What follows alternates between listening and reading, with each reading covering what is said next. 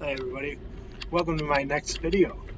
If you could do me a favor, hit that like button, that subscribe button, and that would really help me and help the channel.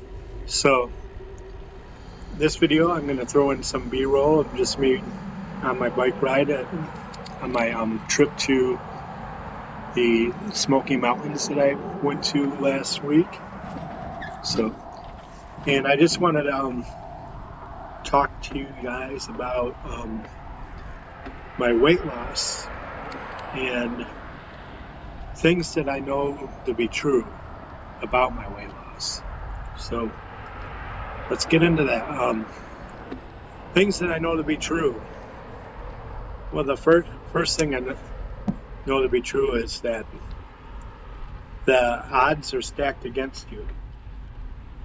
That basically nobody wants you to win when it comes to weight loss. The media doesn't want you to win. I mean, if you watch almost any health segment, if they do a segment on ketogenic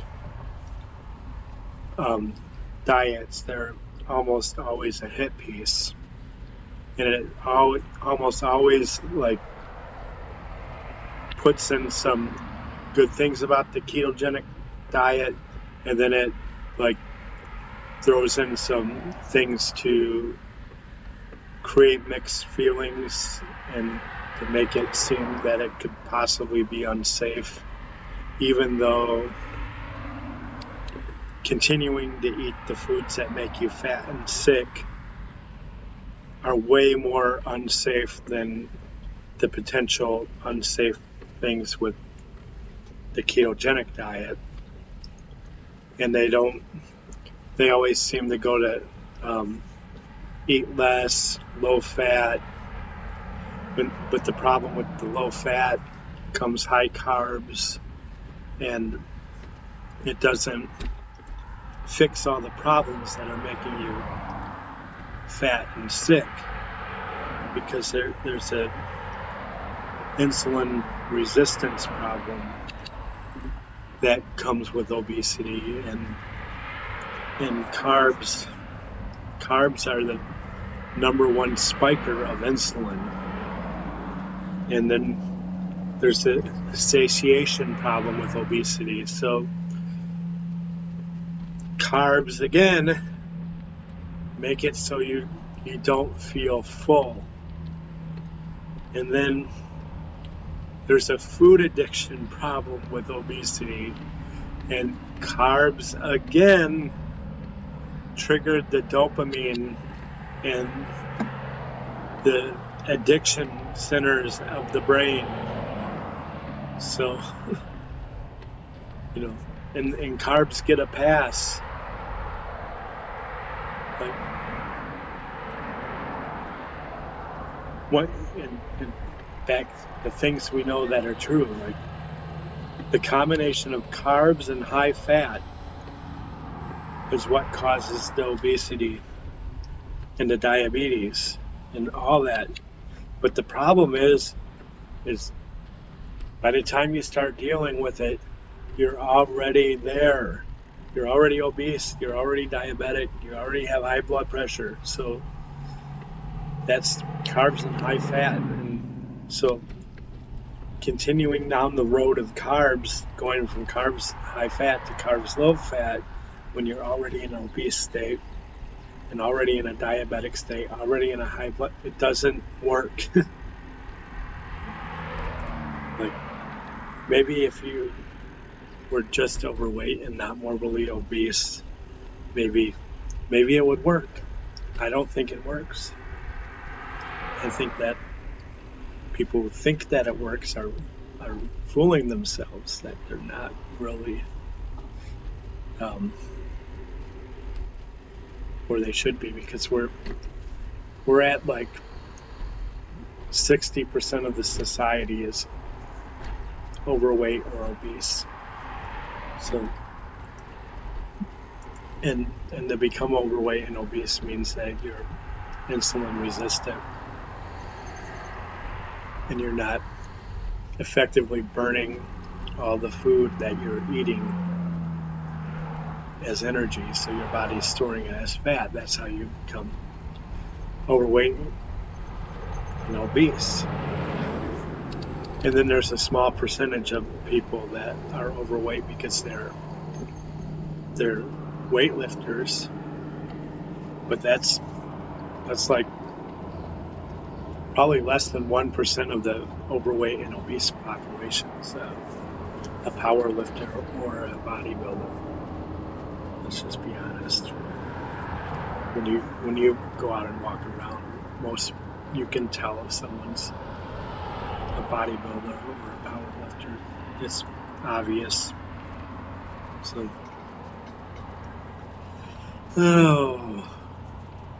those are some things that I know to be true, is that the odds are stacked against you, that the media health segments are there just to cast doubt and to make you second guess. And if you second guess, then you don't even do it, because you're more afraid of keto than what's actually making you fat and sick. So one of the things I know to be true is, like, you really need to become an expert about it. You need to learn about the food addiction side and that dopamine response from carbs and satiation, because succeeding at losing weight, you have to get full and you have to stop eating. You have to eat less. But a lot of people are confused about eating less. They think that it's eating less at each meal, and that's not what it is. Is that you really, when you're eating, you gotta eat till you're full and eat a lot of food. And the eat less part is more like you gotta eat less often. So if you can have a meal that satiates you to the point that you only eat that one meal that day instead of eating 3 meals, or not having to have snacks between meals, that's how you eat less. But I think a lot of people are confused and think that they actually eating less is eating less at the meal, which it isn't. You should eat until you're full. But you want the hack is to stay full longer. That's one of the things I know to be true, is like, if you can make it so you stay full longer, you eat less overall. So I don't know how much I want to do on this video, as far as, because there's just so much. There's so many videos, so much to talk about when it comes to beating obesity. But the one thing is that it's the high fat, high carbs. That's what's making you fat and sick. And if you eliminate those from your diet, specifically the carbs, stay with the fat, the protein, because that's what's going to make you full. In the absence of carbs, fat and protein will make you full, and it will keep you full longer. And then with the knowledge that, hey, like, I might be addicted to these carbs, and with that addiction means I might have withdrawals when I quit it. I may have cravings when I quit the carbs, and that's natural to have the withdrawals, and it's natural to have the cravings. And things I know to be true is, if you're cheating on your diet, There's no such thing as cheating. You're relapsing. You're going back to your addiction. That's what cheating is. You're going back to your food addiction. And you will never be successful in reversing your blood pressure, your diabetes, and your obesity if you go back to high carb, high fat. You will never be successful. And I have to warn you, like if you go to the high carb, low fat, it's still a diet that involves a constant snacking, and I personally believe it will lead to relapse to high fat, high carb faster than staying with the low carb, high fat diet, which I like to call it, which I know to be true, is that it's more of an ancestral diet. It's more of a what our ancestors, most of our ancestors were meat-based, and they had vegetables, and they did not have hybrid vegetables that are higher in fruits, that are higher in sugar. They had what was growing wild, which was lower than sugar, and they had it in season, and a lot of times they had vegetables because they couldn't find meat, so it wasn't primarily they would eat meat, and then the vegetables would be in place of meat during times of famine, and it wouldn't be a primary diet. I recommend that Paul Saladino's book about the carnivore code. He kind of goes into that ancestral way of eating, and there's like a lot of people doing carnivore and keto and paleo, which are all pretty much whole food diets, and that's what keto is. Keto is basically it's a whole food diet. It's meat.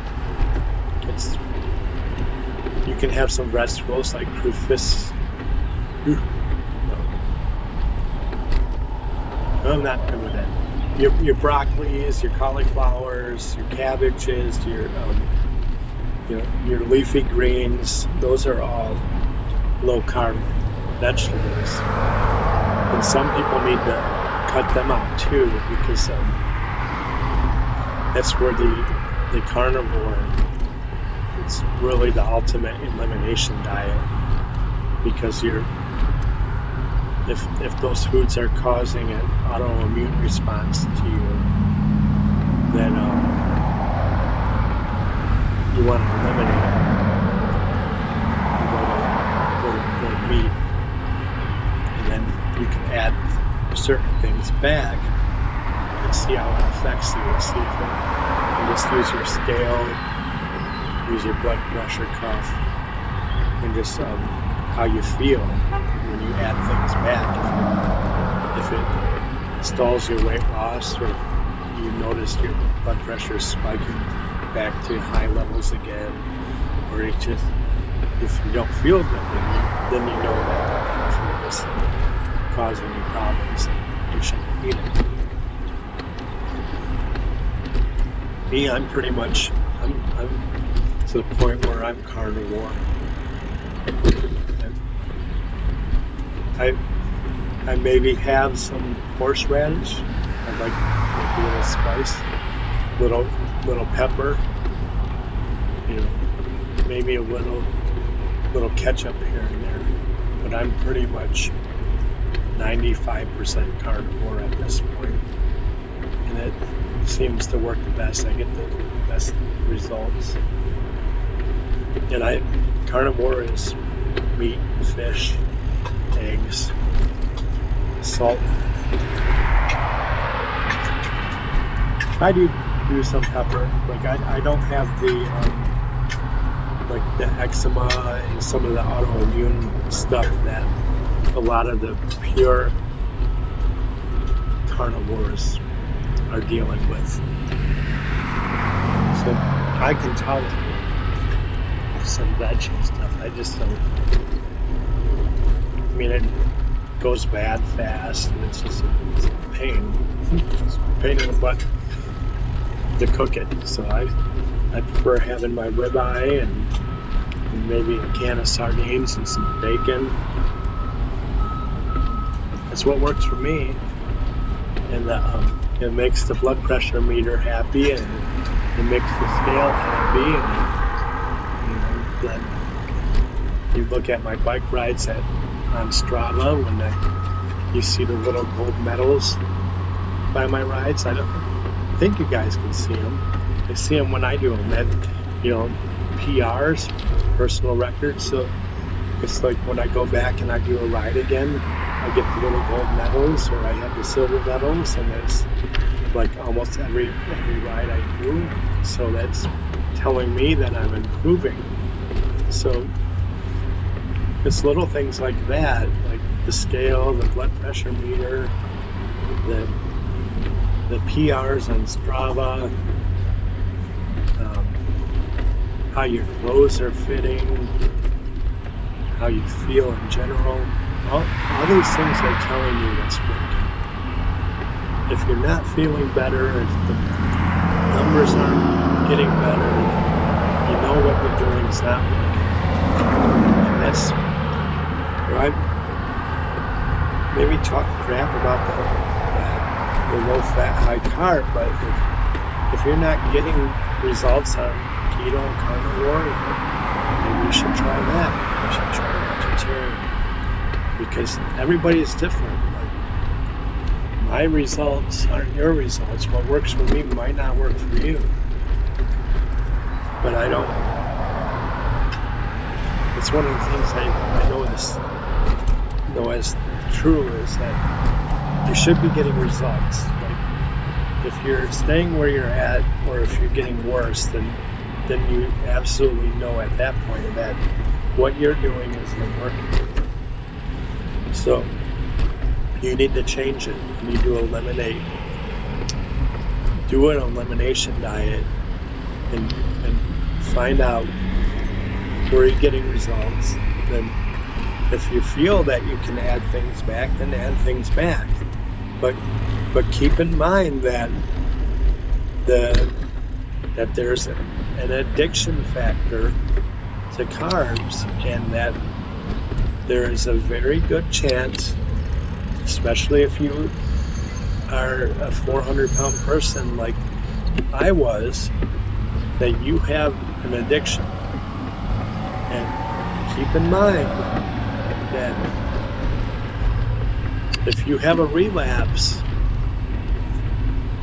that one slice of pizza, if that re-triggers that addiction, then it's very hard to get off the wagon once you're on it. So you have to treat it almost like an alcohol addiction or a drug addiction. So you're playing with fire when you add carbs in, especially the highly processed ones. So you gotta be careful. I think Obese to Beast had a guy on one of his podcasts a few months ago because he did some interviews with people who lost weight. They had a guy that lost like 150 pounds, had one cheat meal, and he regained all the weight he lost plus another 100 pounds. Keep that in mind. That when it comes to carbs and the obesity epidemic, that there is an addiction factor, and it's not really talked about in the mainstream, because if we admit that these foods that like McDonald's is selling and Coca-Cola, like that these foods are truly addicting, then we're going to go down the road to cigarettes. with these foods. And that, what does the road of cigarettes mean? That means that we're going to ban some advertising. And what is the major advertiser on TV is? And like, a lot of ad revenue is generated through the people who sell these foods that are addicting. So as society, if we have come to that conclusion, we finally admit that that's,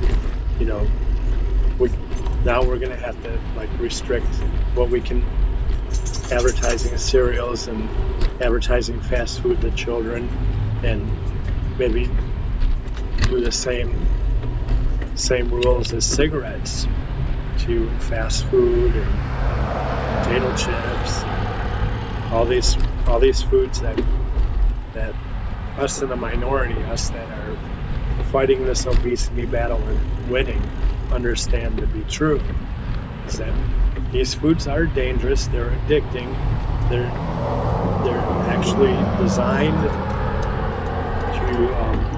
to make us overeat, and they work in a way that makes us hungry very quickly. Within a couple hours after eating, we're hungry again. So just keep that in mind, that these foods are potentially addicting, and they are going to create a problem if we go back to them. And I'm satisfied. I never had a slice of pizza again in my life, because I understand it to be true that pizza makes me fat and sick. And if at some point not having the carbs holds me back from being the best cyclist I can be, that's fine with me. I'm good with it, because I have to be the best cyclist I can be doing a diet that doesn't make me fat and sick, because when I'm fat and sick, I can't ride my bike. That's how it is. I can't, when I'm 400 pounds, I can't ride a bike. I can't walk across the room without losing my breath. So, on carnivore and keto, I can ride my bike. And every time I lose a few pounds, and I go back and I re-ride a route that I rode before, I get the little gold medals that say I'm doing better. So I'm not at the point that I'm not going to tempt fate. Like I'm not going to go down the route of energy gels and doing all these things that pro cyclists do to go faster. It's not like I'm not gonna potentially trigger a food addiction that leads me to regaining all my weight in order to seek some sort of improvement, to go from 13 mile an hour average to 13.2. It's not worth it. I think I can get my speed up without triggering my carb addiction. I know that every pound I lose helps with the bike, and maybe if they allow us to go to the gym again, every pound of fat that I convert to a pound of muscle will help me be faster as a cyclist. I can't do it with the carbs. I have to do it without the carbs. If you look me up on Strava, I have several rides that are about longer than 60 miles. And I do this without the carbs. So it's possible. thanks for watching this video, guys. I know it's a little different, a little chatty, more chatty than most of my videos. And I'm not gonna edit this. I'm just gonna go back and make sure the volume is good, and we'll throw it up on YouTube. Hey, leave a comment, like, subscribe, and good luck with your health journey, and keep on trucking with that, and keep on working. If you fall off the wagon, just understand that you gotta quit those cheat days. You gotta deal with that headache. You gotta deal with that irritability, because that's withdrawals. It's real, and do what you gotta do to get results. And, discipline yourself, and keep on. Whenever you slip up, look at where you slipped up, and look at what that slip up caused you. Look at what that cheat day caused you. Did you gain 10 pounds over the weekend, and did it take 2 weeks to lose that 10 pounds, even though most of it's water retention? Look at the numbers, analyze them.